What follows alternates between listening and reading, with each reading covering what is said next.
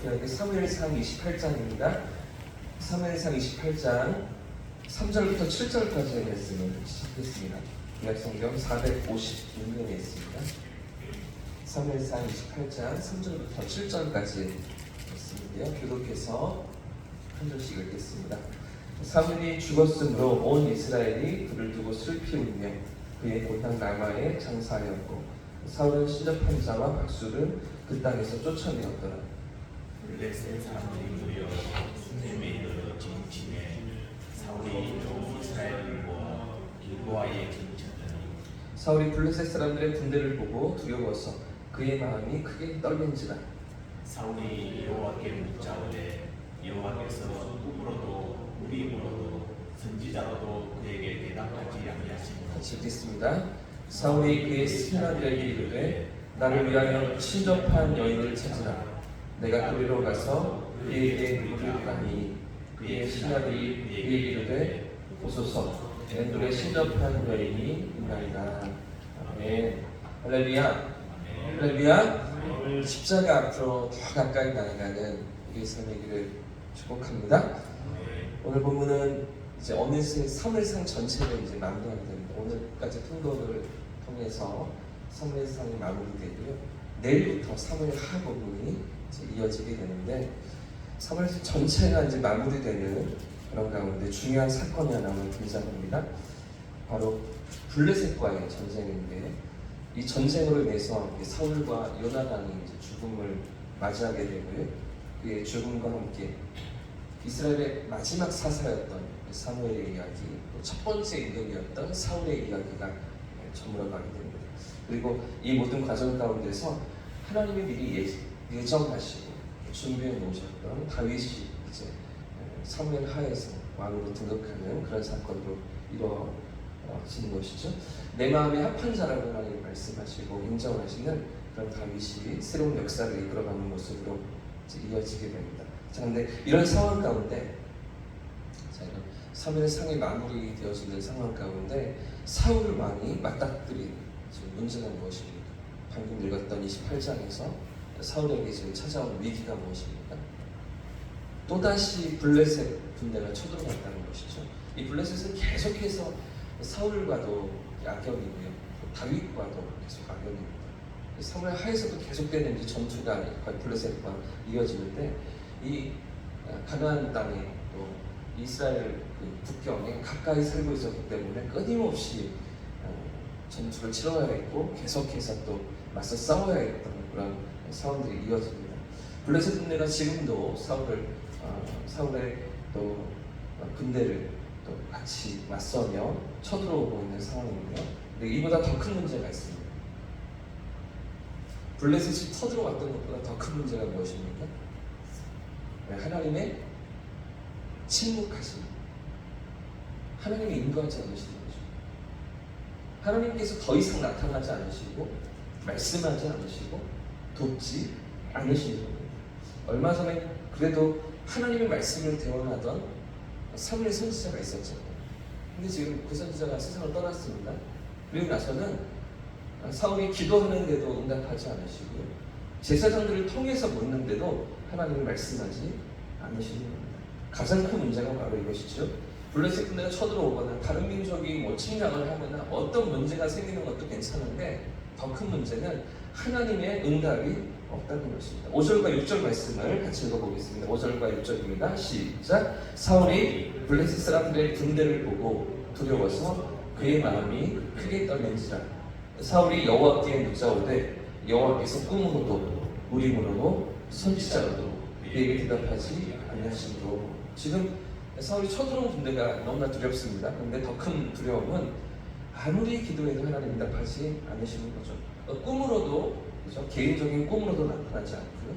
우림은 이제 대제사장을 통해서 흰 돌, 검은 돌로 그렇게 가르쳐 주시는 것인데 그런 응답도 없는 것이죠. 선지자로도, 그렇죠? 누군가를 통해서 대언하시고 말씀으로 찾아오시는 그런 하나님의 응답으로도 더 이상 돕지 않으시고 함께하지 않고 계시는 것이죠. 이 사실이 사울에게는 견딜 수가 없는 고통이었던 것입니다. 자, 이런 처지에 놓인 사울이 이제 더 나락으로 떨어지게 되는데 이런 하나님의 침묵 가운데서 사울이 어디로 나아갑니까? 방금 읽었던 7절과 이어지는 말씀을 보시면 7절과 8절을 제가 읽겠습니다. 사울이 그의 신하들에게 이르되 나를 위하여 누구를 찾으라고요? 신접한 어떤 여인입니까? 무당입니다. 무당을 찾아라고. 내가 그리로 가서 그에게 물으리라. 하나님의 침묵하심 앞에서 무당을 찾아가서고 그에게 묻겠다. 그의 도움을 받겠다. 그러고 있는 거죠.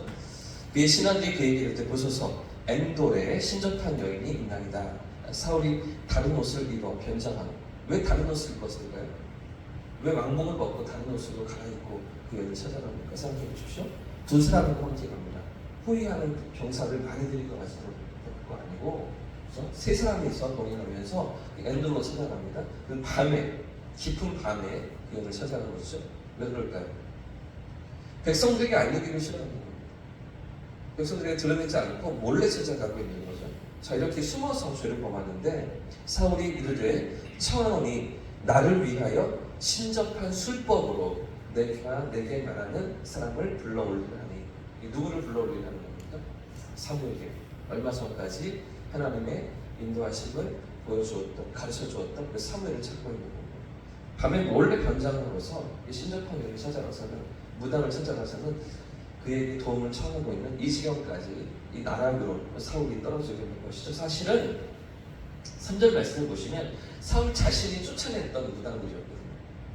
이스라엘 지경 내에서 그 나라 안에서 모든 그 무당들을 다 또 쫓아냈었거든요. 아마도 사무엘이 죽으면서, 사무엘이 세상을 떠나면서 어디에도 의지하는 상대가 없다 보니 이렇게라도 해서 하나님의 마음을 얻고 이렇게라도 하나님의 인도하심을 받기 원하면서 그렇게 했던 것이 아닌가 싶은데요. 아무튼 이렇게 이스라엘 모든 땅에서 자신이 쫓아내었던 신접한 여인 무당을 찾아가는 것입니다. 자, 근데 지금 이 엔돌이 어떤 지역일까요? 엔돌. 저 북쪽으로 한 수백 킬로 올라가야 되는 거예요. 그 먼 거리를 찾아가는 것인데요. 이 사울왕 때의 수도였던 기브아는요 그 남쪽 유다에 있습니다. 예루살렘 근처에 있는 곳이 기브아입니다. 사울의 왕궁이 여기 있었거든요. 남쪽입니다. 근데 이 엔돌은 저 갈릴리 호수 남서쪽 20km 근방에 있습니다. 한참 올라가야 돼요. 북쪽으로 올라가야 하는 거죠. 수백 킬로 올라가야 하는데 그 길을 마차 타고 지금 올라가고 있는 거죠. 군사들도 들이지 않고 2명 데리고 3명이서 그렇게 올라가고 있는 사울. 자신의 결정을 번복하면서 그 멀고 험한 길을, 위험한 길을 감내하면서 끝까지 어떤 길로 나아갑니다. 그럼에도 불구하고 하나님을 찾았으면 어땠을까요? 그럼에도 불구하고 다시 하나님 앞에 엎드렸으면 어땠을까요? 지금 사울에게 이유가 있죠. 하나님께 물었는데 하나님 응답하지 않으시는 겁니다. 하나님 나타나지 않으시는 겁니다. 그러니까 이 메봇의 그 우림과 둠밈으로 물었는데, 그죠? 흰 돌이 나왔습니다. 또 다시 물었는데 검은 돌이 나옵니다. 그죠? 확신할 수가 없는 거죠. 하나님 가르쳐 주시지 않는, 하나님이 대답하시지 않는 사울에게도 이유가 있죠. 사무엘상 13장에서 가장 처음 사울이 그 제사를, 번제를 본인이 직접 진행하면서 하나님 앞에 범죄할 때도 이유가 있었습니다. 7일이 지났는데도 사무엘이 나타나지 않는 거죠. 약속된 날짜가 지났는데도 지금 선지자가 나타나지 않고 있는 겁니다. 블레셋 군대가 계속 진격해 오는데 싸움이 임박했는데 그런 상황 가운데 어쩔 수 없이 자기가 할 수밖에 없었다. 사울에게도 이유가 있던 것이죠. 15장에서 아말렉 왕과 짐승들을 남겨놓을 때에도 사울이 이유가 있었잖아요. 좋은 것들을 남겨서 하나님께 제사하려고 했다. 그렇게 하나님 앞에 이유가 있던 사울 아니었겠습니까? 그런데도 하나님 응답하시지 않으시자, 끝내 응답하지 않으시자 무당을 찾아가서 있는 것인데요. 지금 사울의 문제가 무엇입니까? 이렇게 나라가 떨어지고 있는, 이렇게 망가지고 있는 사울의 문제가 무엇입니까? 결국에 무엇을 쫓고 있느냐 하는 거죠. 하나님이 침묵하실 때, 하나님이 응답하시지 않는 것 같을 때, 사무엘이 늦을 때, 사무엘이 나타나지 않을 때, 그 위기의 순간에 결국 무엇을 의지하고 있는가? 이것이 진짜 우리의 진짜 신앙을 드러내더라는 것입니다. 사울은 결국 하나님이 아닌 세상을 쫓아가고 세상의 방법을 따라 살아가던 삶이었던 것이죠. 위기와 그 문제 앞에서 하나님을 떠나는 인간의 죄성을 사울이 보여주고 있는 것입니다. 그러나 하나님께서 원하시는 믿음이 무엇입니까? 하나님께서 우리에게 요구하시는 믿음이 무엇입니까? 끝까지 하나님을 신뢰하는 것이죠. 그 어떤 삶의 자리에서도 끝내 하나님이 나타나실 때까지, 하나님의 일하심이 드러날 때까지 하나님의 손을 바라보며 하나님의 나타나심을 기다리는 이 믿음을 우리에게 기대하시는 것이죠. 그런가 하면 우리가 이제 삶을 하에서 살펴보게 된 다윗은 어떻습니까? 이 사울과 다윗이 늘 비교되지 않습니까? 다윗은 어떤 모습입니까? 자기 손에 다 들어온 것 같은 상황에도, 사울을 단칼에 죽일 수 있는 상황에도 하나님께 맡겨드리죠. 누가 봐도 이 상황은 다 너에게 찾아온 기회가 아니냐, 너에게 준 하나님의 그런 기회가 아니냐, 이렇게 말할 때에도 하나님 손에 맡겨드리며 하나님께 나아가는 다윗의 모습을 성경에 보여주지 않습니까? 하나님 손에 맡겨드리는 거죠. 자신이 손대지 않는 것입니다. 세상이 말하는 방법으로 쫓아가지 않는 것입니다. 하나님께서 일하실 때까지 무려 10년의 시간입니다.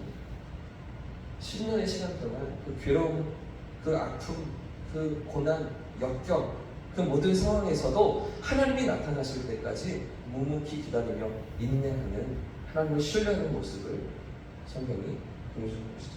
두 번이나 그렇게 사울을 살려주는 다윗의 모습을 성경이 보여주는 것이죠. 오늘 우리에게도 이런 믿음을 원하시는 줄 믿습니다. 할렐루야.